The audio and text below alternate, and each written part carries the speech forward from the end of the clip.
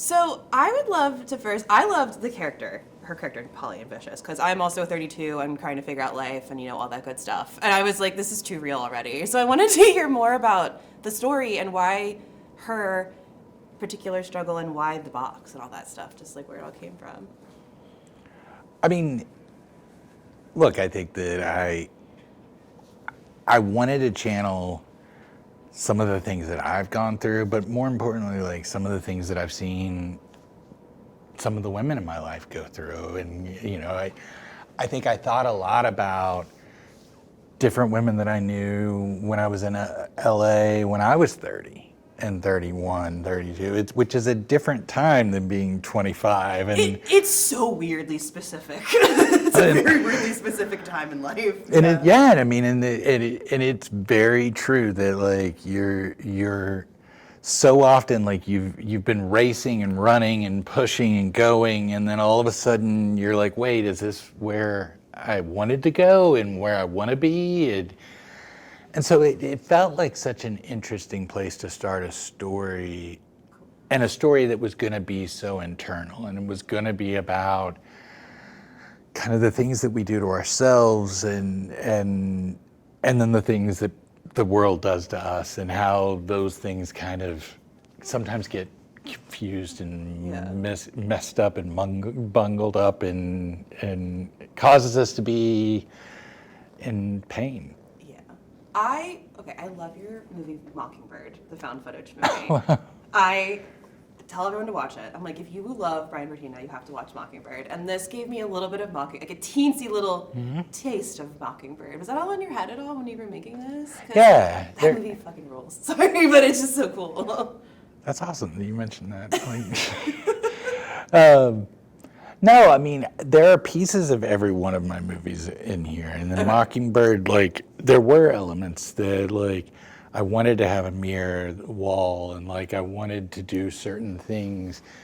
Because, I mean, there's parts of Polly that are me. Like, and so, there are tattoos that she has that I have. And, oh, really? Like, yeah, she has that tattoo on her. Oh, cool. Okay. Like, and there were a lot of different people that worked on the movie that had worked on a lot of my other movies that hadn't necessarily worked on, like the production designer for Mockingbird came back and worked on this with me.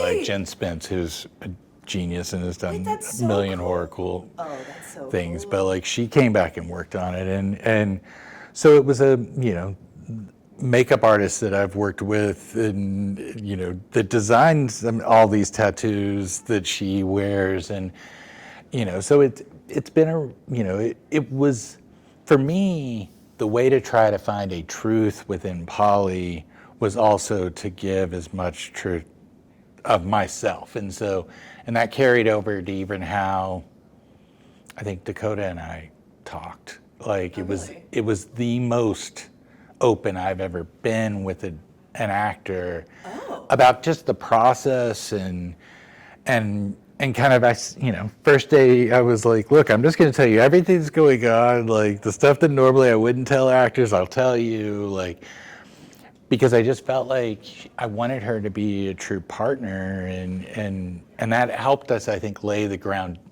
groundwork for her to be able to be everything that she was for the movie. Well, because you really became partners with her, right? Yeah. Because she is the soul of the movie, like the subject of the movie on screen, and it's just, I mean, not just you and her, but in a way, you and her working together. So that must have been cool to make that kind of partnership with her and bringing this to life and putting her through so much. Well, no, I mean, I my cinematographer Tristan Nyby and I, he operates, and so there were so many moments where it was just the three of us on the ground, like talking about shots and moving, and you felt like, yes, you have all these people around, but it really did almost felt like film school or something where you're, it was a very intimate experience, I think, for all of us. That's so cool. Yeah. But I'm glad you brought up the tattoos, because I love when actors who don't usually have tattoos have them. And I love that you chose to give them to her. What was so important for you about those tattoos? Obviously certain symbolism, but what was important about giving her character those tattoos? I think there were two or three things that, like, I wanted every everything that you see in this movie to have a piece of Polly. Like, and so that felt like an extension. It also feels very false to me that I see as many movies as I do where people don't have tattoos. Yes. And, you know, it is such a part of the world, and then I also think it was a way, you know, to help Dakota fall into Polly. Like it was almost like a wardrobe that she couldn't take off, so to speak. Like it was like it really becomes an extension of you, and I wanted her to experience what it's like to not only have the tattoos, but then also forget that they're there, which I think is a real common part of having tattoos. And so it really served a lot of functions. But yeah, so much of it was about what was exciting about casting Dakota is that you had so much backstory from people knowing her. Yeah. But then also at the same time showing her in a completely different light. Yeah. And asking her to do certain things that she hasn't done a lot on screen. So it was a really, I don't know, I thought it was a really cool way to explore Polly. And I'm just so grateful that she was in the movie. It's incredible, especially because I've kind of grown up watching her and seeing her now be this badass, but also very fragile. And I wish I had seen a movie like this when I was younger, you know, having this fragility, but also messy women is just so nice to see, I think, especially like you said, 32 in that era of life. It's weirdly specific, but in such an important way, I think. So it's cool. But then another incredible woman in this is Catherine. Holy shit, she's so cool. How did that come to be to have her in this film? Because she's such a force, even in the small part she has. It really was. I saw the Macbeth that she was in. Yeah. And I paused the movie. I heard her voice. I saw her on screen. I paused the movie and I was like, I gotta find her. That's it.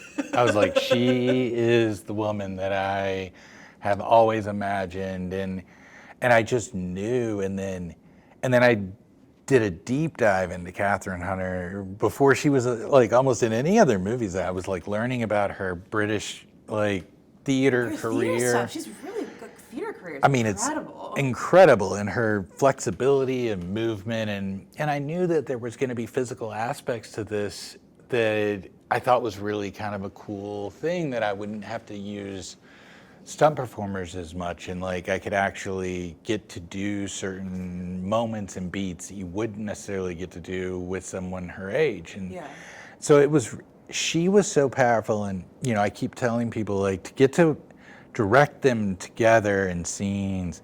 I had these two actors who are really incredibly in touch with what they do and their skills, and it was almost like getting to watch two musicians that fully know, that are geniuses at their instruments, but their instruments are their voice and their bodies. It was a very cool experience for me. Make it a little bit easier for you as a director. Yeah. Just to watch them work, and you're like, great. Yeah, I mean, I would say with Dakota, I was I wouldn't be watching in the editing room 2 months later and notice something that she gave me that I didn't even see on the day, and it's yeah, how lucky can you be? It's so